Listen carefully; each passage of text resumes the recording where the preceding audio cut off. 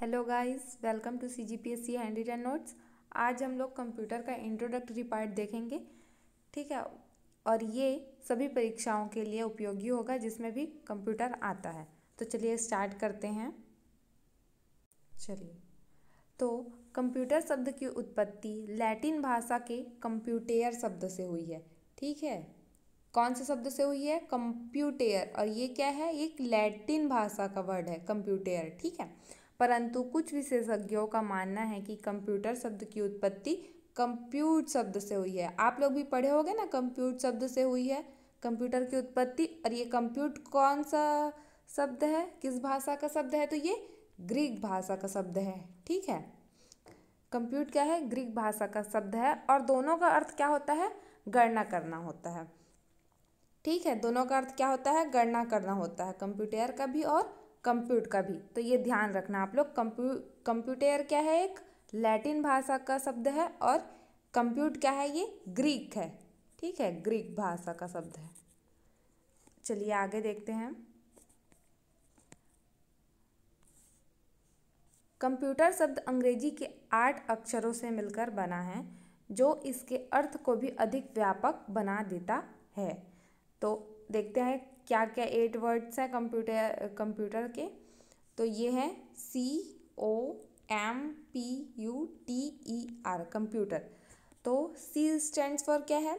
C commonly operated machine particularly used for technical education and research. तो ये हमारे computer के फुल फॉर्म है, commonly operated machine particularly used for technical education and research. ठीक है, तो ये पर्टिकुलरली किसके लिए यूज्ड होता है? ये कंप्यूटर क्या है? एक कॉमनली ऑपरेटेड मशीन है। वो पर्टिकुलरली किसके लिए यूज होता है? तो टेक्निकल एजुकेशन एंड रिसर्च के लिए। आगे देखते हैं। अतः कंप्यूटर का तात्पर्य एक ऐसे यंत्र से है। क्या है? कंप्यूटर एक यंत्र है ना, जिसका उपयोग गणना, प्रक्रिया, यांत्रिकी, अनुसंधान, शोध आदि कार्यों में किया जाता है। ठीक है, गणना के लिए, अनुसंधान, शोध आदि कार्यों में किया जाता है कंप्यूटर का यूज। ठीक है, कंप्यूटर हार्डवेयर और सॉफ्टवेयर का संयोजन है जो डेटा को इंफॉर्मेशन में बदलता है। ठीक है, डेटा को इंफॉर्मेशन में चेंज करता है। तो कौन चेंज करता है? कंप्यूटर चेंज करता है। ठीक है, डेटा को इंफॉर्मेशन में चेंज करता है। ठीक है, और हम लोग देखो कंप्यूटर का यूज़ हम लोग अब हर जगह, आज के डेट में हर जगह में कंप्यूटर का यूज़ हो रहा है, चाहे वो स्कूल कॉलेजेस हो, हॉस्पिटल्स हो, ठीक है, बैंकिंग हो, हर जगह यूज़ होता है। तो उसके साथ साथ क्या है? गणना करने के लिए, शोध आदि कार्यों में यूज़ होता है। अब देखते हैं। देखो ये क्या है? एक कंप्यूटर सिस्टम है। ये क्या है? ये आउटपुट डिवाइस है। आप लोग जानते हो ये क्या है? मॉनिटर है। ठीक है, ये क्या है? एक इनपुट डिवाइस है। इसमें हम लोग डेटा एंटर करते हैं कीबोर्ड के माध्यम से, है ना। तो कीबोर्ड क्या है? एक इनपुट डिवाइस है। और ये माउस भी है, ये भी इनपुट डिवाइस है। ये स्पीकर्स हैं, आउटपुट डिवाइस है। ये सिस्टम यूनिट है, ये आउटपुट डिवाइस है। ठीक है, आप लोग इसको एक बार अच्छे से देख लेना। वैसे भी आप लोग तो सब जानते हो कि इनपुट आउटपुट क्या है ना। फिर अब देखते हैं कंप्यूटर प्रणाली की कार्य पद्धति, फंक्शनिंग ऑफ कंप्यूटर सिस्टम देखते हैं।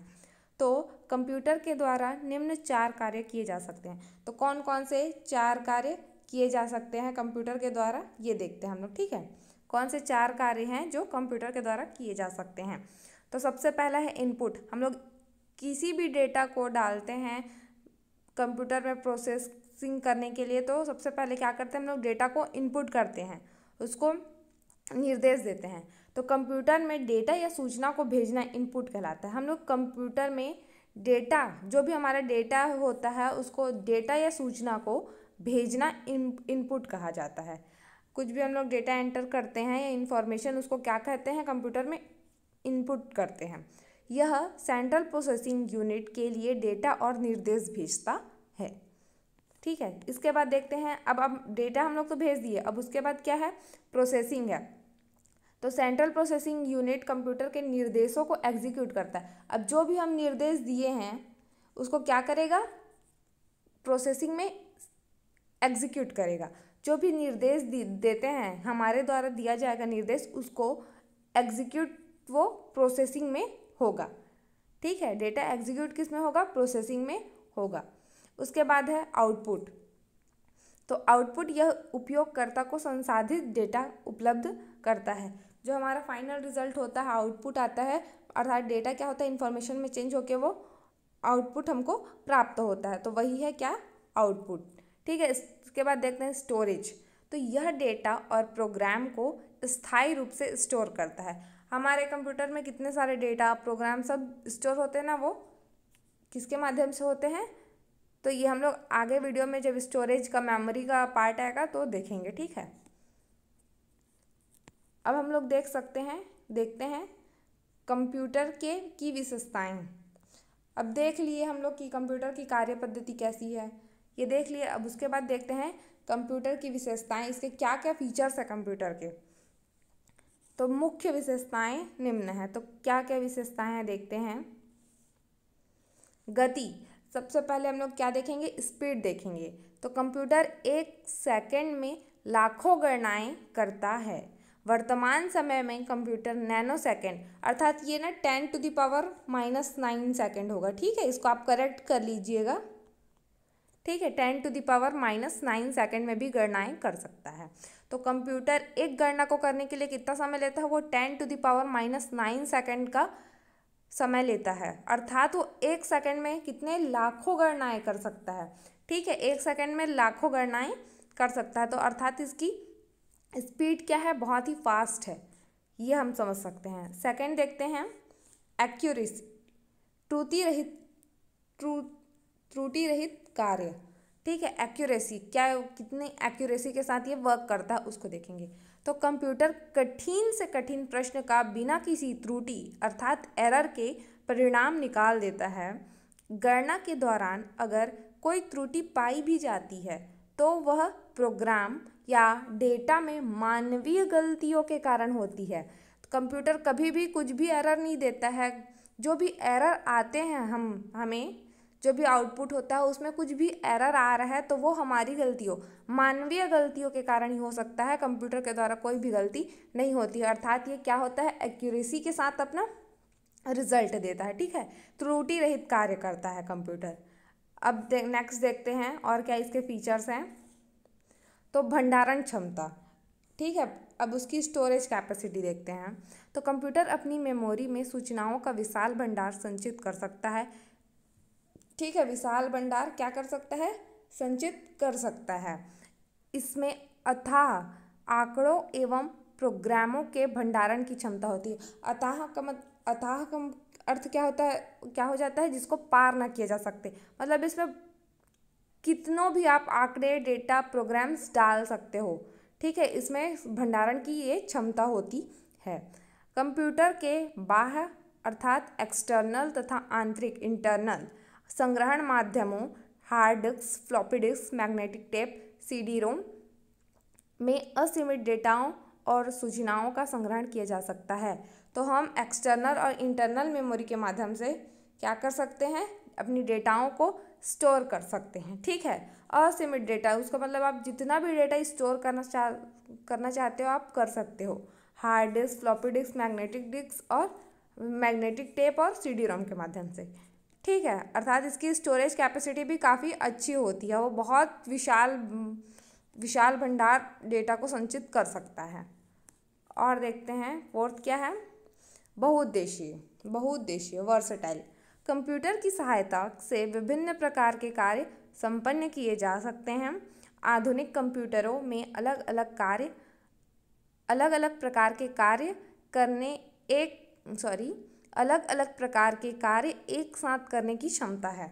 अर्थात इसमें एक ही टाइम में हम लोग एक से ज़्यादा कार्य कर सकते हैं। ठीक है, जैसे कि हम लोग कभी कुछ चीज़ डाउनलोड में लगाए हैं, म्यूज़िक चालू कर दिए हैं, ठीक है, और अपना कुछ भी डेटा देख रहे हैं तो, और अपना कुछ भी वर्क कर रहे हैं, तो हम लोग एक साथ कंप्यूटर में कई सारे काम कर सकते हैं। ठीक है, अब आगे देखते हैं गोपनीयता। ये बहुत ज़रूरी है ना। गोपनीयता, पासवर्ड के प्रयोग द्वारा कंप्यूटर के कार्य को गोपनीय बनाया जा सकता है।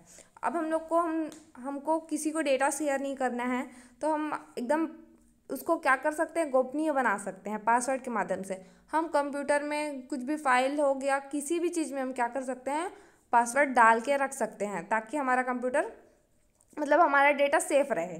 ठीक है, फिर आगे देखते हैं सक्षमता। ठीक है, सक्षमता, एक मशीन होने के कारण कंप्यूटर पर बाहरी वातावरण का कोई प्रभाव नहीं पड़ता। वह किसी भी कार्य को बिना रुके लाखों करोड़ों बार कर सकता है। अर्थात क्या समझ सकते हैं, वो उसको किसी भी बाहर में कुछ भी हो रहा है उसका कोई प्रभाव नहीं पड़ता है। वो अपना काम बिना रुके कितने बार भी कर सकता है। ठीक है,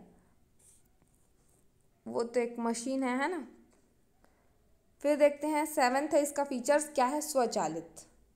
कंप्यूटर एक स्वचालित मशीन है। ठीक है, कंप्यूटर क्या है, ये एक स्वचालित मशीन है जिसमें गणना के दौरान मानवीय हस्तक्षेप की संभावना नगण्य रहती है। ठीक है, उसमें मानवीय हस्तक्षेप कोई भी नहीं होता। जब वो स्टार्ट हो जाता है अपना काम करना, फिर वो खुद से ही क्या करता है, खुद से अपना काम करता है। हालांकि कंप्यूटर को कार्य करने के लिए निर्देश मनुष्य द्वारा ही दिए जाते हैं। हम उसको क्या करेंगे, निर्देश देंगे, फिर उसी को वो खुद स्वचालित है, खुद से वो क्या करेगा, कार्य को पूर्ण कर लेगा। हम लोग को एक बार हम निर्देश बस देंगे, फिर वो अपना काम खुद पूर्ण कर लेगा। तो चलिए इसी के साथ हम लोग कुछ महत्वपूर्ण बिंदु देख लेते हैं। आज तो नॉर्मल क्लास था, है ना, बस इंट्रोडक्शन देखे हैं, बाकी और आगे सिलेबस के अकॉर्डिंग हम लोग आगे क्लासेस देखेंगे। ठीक है, तो कुछ पॉइंट्स है उसको देख लेते हैं जो हमारे एग्जाम में आ सकते हैं ना। तो चार्ल्स बेबेज को कंप्यूटर का जनक कहा जाता है। तो किसको कहा जाता है कंप्यूटर का जनक, तो चार्ल्स बेबेज को। ठीक है, फिर है 2 दिसंबर को प्रतिवर्ष विश्व कंप्यूटर साक्षरता दिवस के रूप में मनाया जाता है। तो कंप्यूटर साक्षरता दिवस, सॉरी विश्व कंप्यूटर ना, याद रखना, विश्व कंप्यूटर साक्षरता दिवस कब मनाया जाता है, तो 2 दिसंबर को मनाया जाता है। फिर है आधुनिक कंप्यूटर का जनक एलन ट्यूरिंग को कहा जाता है। तो देखो, अगर आधुनिक कंप्यूटर का जनक बोलेगा तो कौन आ जाएगा, एलन ट्यूरिंग आएगा, और सिर्फ कंप्यूटर का जनक बोलेगा तो चार्ल्स बेबेज आएंगे। आधुनिक बोल दिया तो क्या आएगा, एलन ट्यूरिंग। देखना इसमें मिस्टेक होने के चांसेस हो सकते हैं, तो इसको आप लोग अच्छे से पढ़ना कि आधुनिक कंप्यूटर का जनक बोल रहा है तो एलन ट्यूरिंग। ठीक है, फिर है पहला computer architecture John von Neumann द्वारा 1948 में प्रस्तुत किया गया। ठीक है, तो पहला आर्किटेक्चर कंप्यूटर कहाँ, पहला आर्किटेक्चर कंप्यूटर किसके द्वारा किया गया है, जॉन वॉन न्यूमैन के द्वारा 1948 में प्रस्तुत किया गया है। सिद्धार्थ भारत में निर्मित पहला पर्सनल कंप्यूटर है। तो भारत में निर्मित पहला पर्सनल कंप्यूटर क्या है, तो सिद्धार्थ है। भारत में निर्मित पहला कंप्यूटर क्या है, सिद्धार्थ है। फिर है एडसेक, वह प्रारंभिक ब्रिटिश कंप्यूटर था जो डिजिटल संग्रहित प्रोग्राम पर आधारित था। तो डिजिटल संग्रहित प्रोग्राम पर आधारित कौन सा कंप्यूटर है, तो एडसेक है। ठीक है, ये ब्रिटिश कंप्यूटर था। फिर देखते हैं नेक्स्ट है पैकमैन नामक प्रसिद्ध कंप्यूटर खेल के लिए निर्मित हुआ था। तो पैकमैन एक क्या था, कंप्यूटर था जो सिर्फ और सिर्फ मेनली किसके लिए, खेल के लिए इसको बनाया गया था। ठीक है, तो इसको आप, ये भी क्वेश्चन आ सकता है कि खेल के लिए ही किसे निर्मित किया गया था, तो क्या है, पैकमैन नामक एक प्रसिद्ध कंप्यूटर है जिसको सिर्फ खेल के लिए निर्मित किया गया था। ठीक है, तो ठीक है क्लास, थैंक यू। और इसके बाद हम लोग आगे और जो भी सिलेबस के अकॉर्डिंग आगे देखेंगे। आज का तो इंट्रोडक्शन पार्ट था। ठीक है, फिर है ये आप लोग का रोज़ लाइव क्लास चल रहा है ना। जो बच्चे रजिस्ट्रेशन करवा लिए हैं उनके लिए ये, उन लोग को डेली क्या होता है, लाइव क्लास मिलता है, साथ में रोज़ ऑनलाइन क्वेश्चंस की प्रैक्टिस होती है।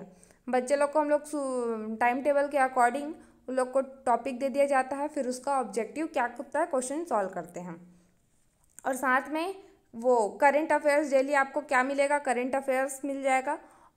और यहाँ पे ना एक टेस्ट सीरीज चल रही है मेंस की, जिस पे क्वेश्चन दे दिया जाता है आप लोग को लिखने के लिए, और साथ में इसका मॉडल आंसर भी आपको प्रोवाइड किया जाता है।